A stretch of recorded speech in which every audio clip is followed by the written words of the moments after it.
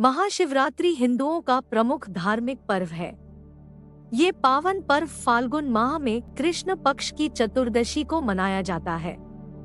महाशिवरात्रि के ही दिन भगवान भोलेनाथ और माता पार्वती का विवाह हुआ था। आज के दिन शिव भक्त व्रत रखते हैं और भगवान शिव की पूजा अर्चना करते हैं। राजा दक्ष ने भरी सभा में अपने दामाद भोलेनाथ के प्रति कटु वचन कहे, जिसका परिणाम बड़ा भयानक हुआ। महाशिवरात्रि क्यों मनाई जाती है? शिवरात्रि की कथा पार्वती ने शिव से क्यों कहा, राधा बनिए परमपिता ब्रह्मा के मानस पुत्र दक्ष जब प्रजापतियों के राजा बने तो उन्होंने एक विशाल यज्ञ का आयोजन किया। इसमें सम्मिलित होने के लिए तीनों लोकों के अतिथियों को न्योता भेजा गया, सिर्फ भगवान भोले शंकर को छोड़कर। भगवान शिव राजा दक्ष के जमाई थे, लेकिन दक्ष को भोलेनाथ का अलबेला और मस्तमौला स्वभाव तनिक भी नहीं भाता था।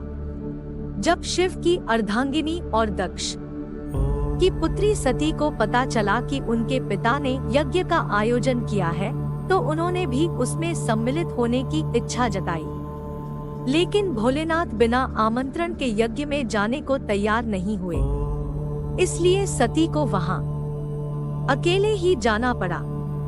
वह जैसे ही सभागृह में पहुंची, उन्हें शिव निंदा सुनाई दी। सती को देखकर भी उनके पिता नहीं रुके, वह शिव की बुराई करते रहे। सती ने अपने पिता को समझाने का प्रयास किया, लेकिन राजा दक्ष ने उनकी एक न सुनी।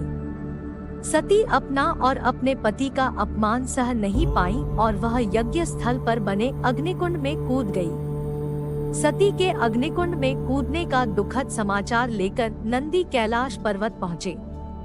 भगवान शिव सती को बचाने के लिए यज्ञ स्थल पर गए, लेकिन तब तक सब खत्म हो चुका था। कैलाशपति ने क्रोधित होकर सती का शरीर उठा लिया और तांडव करने लगे। जिस दिन शिव ने तांडव किया था, वह फाल्गुन महीने के कृष्ण पक्ष की चतुर्दशी 14वीं तिथि थी। महापुराण के अनुसार वही खास तिथि महाशिवरात्रि हुई। शिवरात्रि का अर्थ शिव की रात। शास्त्र के अनुसार हर सोमवार का दिन शिव की पूजा के लिए उपयुक्त है। हर महीने के कृष्ण पक्ष की चतुर्दशी तिथि शिवरात्रि होती है। फाल्गुन में महीने में वही खास तिथि महाशिवरात्रि हो जाती है। महाशिवरात्रि के दिन देश के 12 ज्योतिर्लिंगों में शिव भक्तों का जमावड़ा लगता है। इनके नाम हैं सोमनाथ, मल्लिकार्जुन, महाकालेश्वर, ओंकारेश्वर, केदारनाथ, भीमशंकर, विश्वेश्वर, त्र्यंबकेश्वर, वैद्यनाथ, नागेश्वर, रामेश्वर और घृष्णेश्वर। हिंदू शैव संप्रदाय वालों के लिए यह सबसे बड़ा धार्मिक अनुष्ठान है। दुनिया के सभी शिवालयों में इस दिन अंधकार और अज्ञानता को दूर करने का संकल्प लिया जाता है। दिन भर उपवास रखकर शिवलिंग को दूध, दही, घी, शहद और गंगाजल से स्नान कराया जाता है। शिवपुराण के अनुसार इसी रात शिव और पार्वती का विवाह हुआ था। इसका मतलब हुआ शिव और शक्ति या फिर पुरुष और आदिशक्ति यानी प्रकृति का मिलन। एक और मान्यता है कि इसी दिन ब्रह्मांड की रचना हुई थी। सती के शोक में भगवान शिव गहन समाधि में चले गए, ध्यान मग्न हो गए। उनके ध्यान को कोई तोड़ ही नहीं पाता। भगवान विष्णु और ब्रह्मा भी सारे जतन करके हार गए। सृष्टि का संचालन भी बाधित होने लगा। देवतागण की समझ में नहीं आ रहा था कि भगवान शिव का ध्यान तोड़ने के लिए क्या जाए। दूसरी तरफ हिमालय की बेटी के रूप में सती का पुनर्जन्म होता है। उनका नाम रखा गया पार्वती। पार्वती शिव को पाने के लिए कठिन तपस्या करती हैं। पहले तो शिव ने पार्वती को तपस्या करने से रोक दिया, लेकिन अन्य देवताओं के सहारे पार्वती शिव का मन जीत लेती है। फिर एक विशाल समारोह में शिव पार्वती का विवाह हुआ। उस दिन भी फाल्गुन महीने के कृष्ण पक्ष की चतुर्दशी तिथि थी।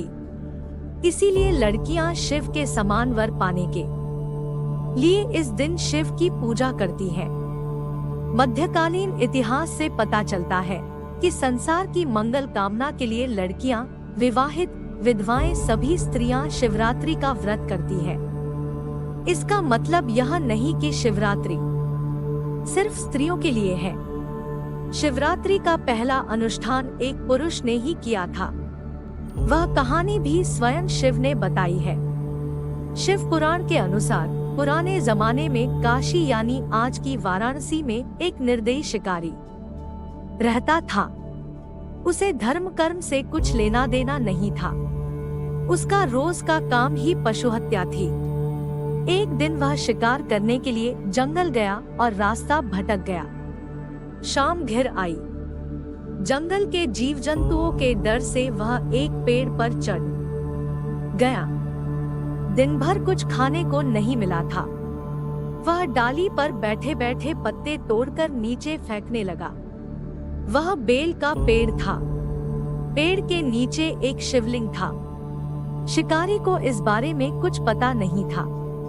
वह दिन था शिव चतुर्दशी यानी महाशिवरात्रि और शिकारी भूखा था।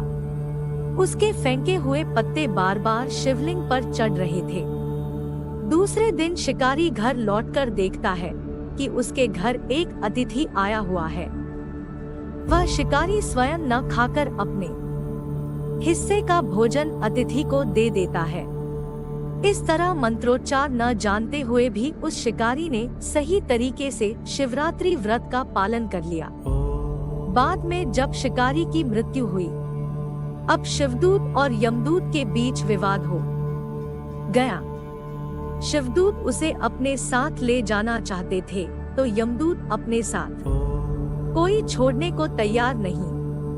अंत में विवाद निपटाने यमराज पहुंचते हैं। शिवदूतों ने जब कारण बताया तो यमराज ने उनकी बात मान ली। कहा जाता है कि अगर कोई विधि विधान से शिव चतुर्दशी का पालन करता है तो उसे यमलोक नहीं जाना पड़ता, उसे स्वर्गवास या मोक्ष मिलता है। इसीलिए हजारों वर्षों से शिव चतुर्दशी और शिवरात्रि मनाए जाने की परंपरा चली आ रही है।